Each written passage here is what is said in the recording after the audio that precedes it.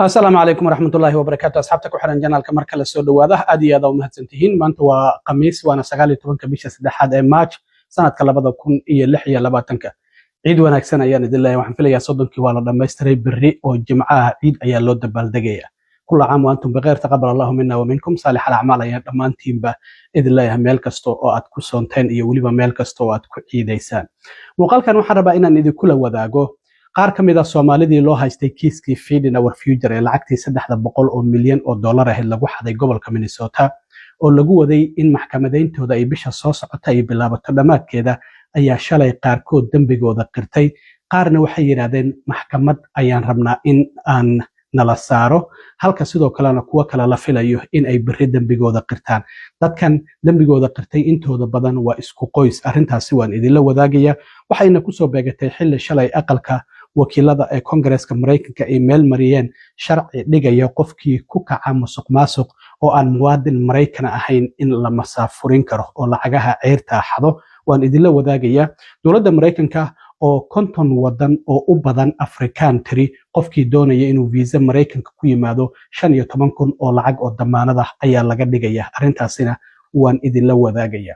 madaxweyne Trump oo maanta aqalka cad kula shirayay ra'iisul wasaaraha Japan ayaa wariye Japanese waxa uu weydiiyay su'aal la yaab leh sidii uu uga jawaabay Trump xitaa waxa ay ka careysiisay ra'iisul wasaaraha dalka Japan su'aashaasi maxay ahayd Trumpna sidoo uga jawaabay shalay iyo maanta guddiga sirdoonka ee Kongareeska Mareykanka waxay su'aalo weydiinayeen labada xubnood ee ugu sarreeya sirdoonka Mareykanka waa Tulsi Gabbard oo agaasimaha sirdoonka qaranka ah iyo sidoo kalena John Ratcliffe oo isaguna hay'adda dhexe ee sirdoonka Mareykanka hogaamiyo wax laga weydiinayay Iran qatar miyay ku ahayd Mareykanka ma waxay saqarka u saarnayd in ay hub nuclear samaysato arrimahaasi sidee uga jawaabeenna waan idinla wadaagaya balse marka hore soo dhawaad kiiskii Feeding Our Future oo aan ognahay in musuqmaasuq fara badan haweeneydii cadaanka ahayd ee Soomaali fara badan sumaysay oo kiiskaasi lacaga fara badan Soomaali dacwada lagu soo oogay ayaa waxa jirtay ilaa iyo 7 qofood oo la filayay dacwadooda 20ka bisha Abriil ee afraad ay soo socotay inay bilaabato 7dan qof intooda badan isku qoys ayay ahaayeen marka shalay ayaa waxa dambigeeda qiratay Ikraan Yuusuf Maxamed oo 43 jir ah iyada iyo ninkeeda oo la yiraahdo Shakuur Cabdinuur Cabdisalaam ayaa dambigooda qirtay haweeneydan Ikraam Yuusuf Maxamed waxa ay la taliye u ahayd haweeneydii madaxda ka ahayd ururkii Feeding Our Future ee Amy Park isla markaana qoyskeeda inta badan ayay kiiskan lugaha u galisay waa Ikraam waxa ku jira xubno ka tirsan qoyskeeda uu kamid yahay walaalkeed Suleymaan Yuusuf Maxamed iyo sidoo kalena Faadumo Maxamed Yuusuf oo iyaduna sidoo kale in walaalo ay yihiin waxa sidoo kale ku jirta hooyadeed oo la yiraahdo Sahra Shariif Cusmaan ayaga waxa la filayaa afar kamid ah qoyskeeda berri oo jimcaha inay dambigooda qirtaan laakiin Ikraam iyo ninkeeda ayaa dambigooda qirtay in maalnimadii shalay ahayd laakiin Gandhi Yuusuf Maxamed oo 45 jir ah oo sidoo kalena loo yaqaano Gandhi Cabdi Kidiye ayaa isagu waxa uu diiday inuu dambigiisa qirto waxana uu yiri maxkamad ayaan doonayaa in la isaaro xitaa garsooraha Nancy Pelosi waxa ay shalay u soo bandhigtay hadii dambigiisa uu qirto in lagu xukumi doono 27 bilood ilaa iyo 33 bilood oo xabsi ah laakiin waxa uu yiri maxkamadda ayaa rabaa in la isaaro garsooruhuna waxay tiri 20ka bisha soo socota ayaa ballan noo ah in maxkamadda lagu saaro marka waxa lagu eedeynayaa qoyskan 14.7 milyan oo dollar oo lacag ah in ay ku maqan tahay marka Ikraam waxa ay qoyskeeda soo gelisay arrintan maadaama la taliye ay Amy Park u ahayd iyada ayaa qoyskeeda qoratay isla markaana soo gelisay kiiskan xitaa waxa waa haweeneydii sida qarsoodi ah u duubtay xeerlaalaha guud ee gobolka Minnesota Keith Allison markii ay uga dacwoonayeen lacag waxa jirtay sanadkii 2021 in Feeding Our Future lacagtii laga xiray markii musuqmaasuq lagu helay marka waxay u tageen xeerlaalaha iyagoo dhahaya waxa ku faquuqaya midabkeena iyo madowgeena iyo inaan Soomaalinahay marka codkiisa ay si qarsoodi ah u duubtay isagoo la hadlayo haweeneydii duubtay marka Ikraam maadaama dambigeeda ay qiratay waxa sidoo kale lagu eedeynaya lacagtii la siiyay xeer beegtada la doonayay in la siiyo in qofka soo ururiye ahayd marka waxa ay dacwadoogayaashu u ballan qaadeen in hadii dambigan ay qirato midkaasi kale aan lagu soo oogi doonin oo arinta laaluushka lacagta ay soo ururisay marka dambigeeda ay sidaas ku qiratay waxa la leeyahay waxa lagu xukumi karaa 6 sano ilaa iyo 10 sano inta u dhaxaysa marka waqtiga la xukumayana sidoo kalena ma uusan sheegin in garsooraha marka lacaga kickbaga ayay bixi jirtay lacaga fara badan ayay meelo kala duwan u dirtay si ay u qariso ku lug lahaanshaheeda kiiskan Feeding Our Future. haddaba sidoo kale iyada keligeed waxaa gaar ahaan loogu eedeynaya ikraan ay sheegtay weliba qiratay in 1.3 milyan ay jeeb ka gashatay iyadoo sidoo kalena lagu eedeynayo xubnaha kale ee qoyskeeda ee la eedeysan lacag ka badan 12 milyan oo dollar in ay qaateen marka lacagahaasi waxaa la leeyahay 15% Feeding Our Future ayay siin jireen waxaa la leeyahay walaasheed iyo sidoo kale walaalkeed hooyadeed iyo qof saaxiib la ah ayaa lagu eedeynaya 12 milyan oo dollar inay qaateen ninkeeda Shakuur Cabdisalaan waxaa lagu amray isaga 10 bilood ayaa laga yaabaa xabsiga in lagu xukumo waxaana lagu amray in 475 kun oo dollar uu dawladda u soo celiyo ikraam iyaduna waxay ogolaatay 1.3 milyan oo dollar inay dawladda u soo celiso marka ilaa iyo 60 qof ayaa ilaa hadda ama dambi lagu helay oo la xukumay ama dambigooda qirtay kiiskii Feeding Our Future waxa sidoo kale uu ku soo beegmay kiiskan xilli maalnimadii shalay ahayd aqalka wakiilada ee Congress-ka Mareykanka ay meel mariyeen dadka ku kaca musuqmaasuq dhinaca lacagaha ceyrta ah ee dadka tabarta daran la siiyo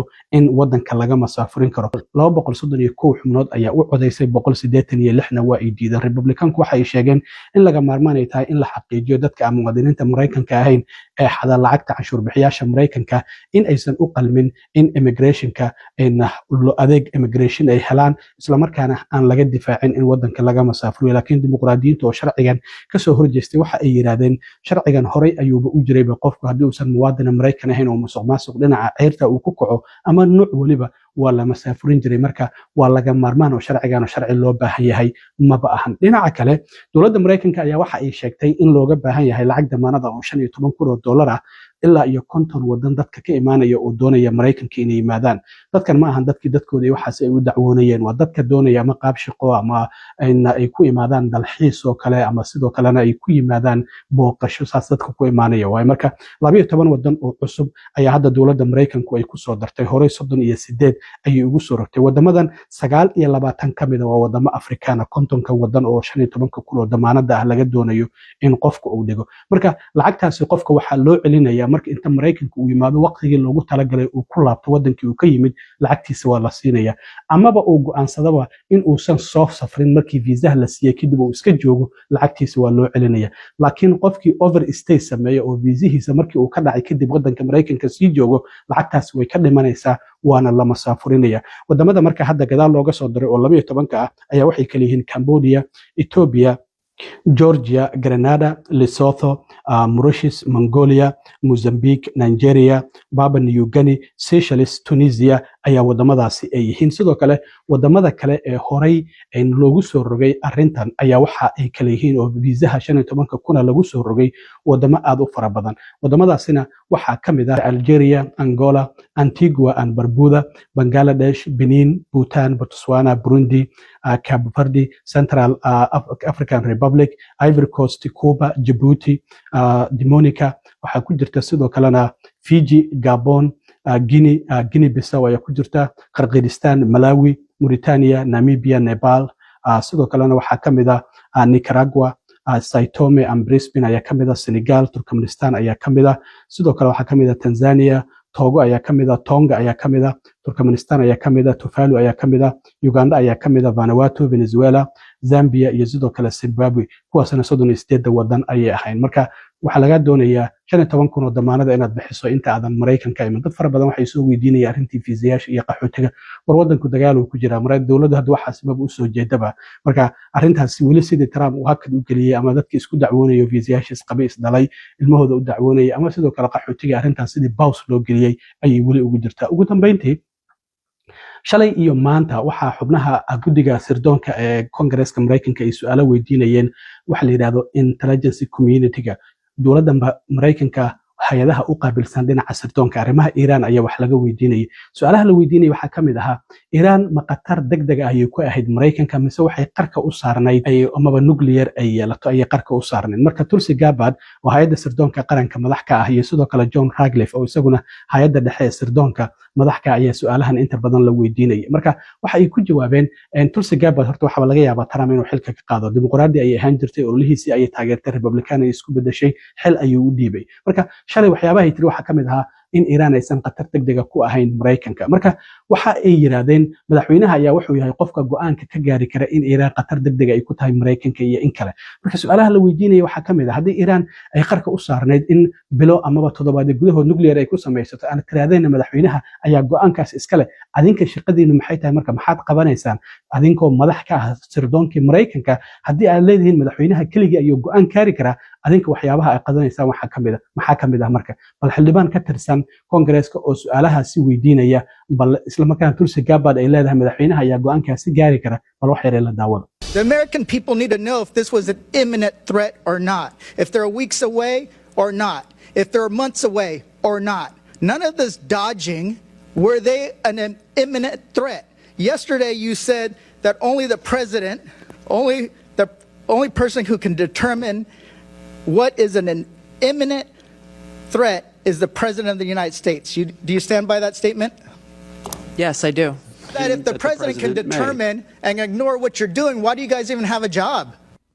dhinaca kale madaxweyne Trump ayaa maanta aqalka cad waxa uu ku soo dhaweeyay ra'iisul wasaaraha Japan haweeneyda la yiraahdo Sanai Takagi oo ah haweeneydii ugu horeysay ra'iisul wasaare ka noqota dalka Japan Trump waa kii booqday markii uu xilka la wareegay isla markaana booqashada waxa ay ku soo beegantay xilli Japan ay kamid ahayd wadamada isbahaysiga NATO ee diiday in ay Mareykanka la sugaan gacanka Hormuz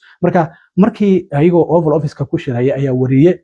Japanese waxa uu weydiiyay madaxweyne Trump inta aadan dagaalkan qaadin maxaad xulufadaada ugu sheegi waysay qorshayaashaada isla markaana aad kadis uga dhigtay Trump marka qaabka uga jawaabay xitaa ra'iisul wasaaraha Japan ayay ka naxisay mar Trump ayay fiirisaa mar wariyihii weydiiyay ayay fiirisaa mar faruuryaha ayay qaniintaa mar gacmaha ayay xoog isugu qabataa marka bal ila fiiriya dhaqdhaqaaqa ay sameynayso sida Trump iyo wariyaha ay u fiirinayso Trump marka waxa uu ku jawaabay ma doonaynin in aan horay ugu sii sheegno maxaa yeelay hadda waxa aan qabanay ma aanan qabanahayn labadii maalmood ugu horeeyay waxa uu yiri inta badan 50% awoodii Iran ayaan meesha dhignay laakiin waxa uu yiri bal